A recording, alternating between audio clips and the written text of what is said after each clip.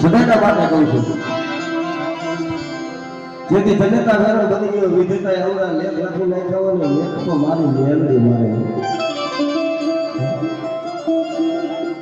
તો જગત માયા મેલી દે જગત છેતરી જાય પણ જેને જેને મારી મેલડીનો પાલો પકડી લીધો કદાચ મને બેઠે મન ગોહળીનો કદાચ પાલો પકડી અને દુનિયામાં જો કમોતે મરવા દઉં ને તો મને પાવડી મને મેલડી મને ઓળખ્યા કોણ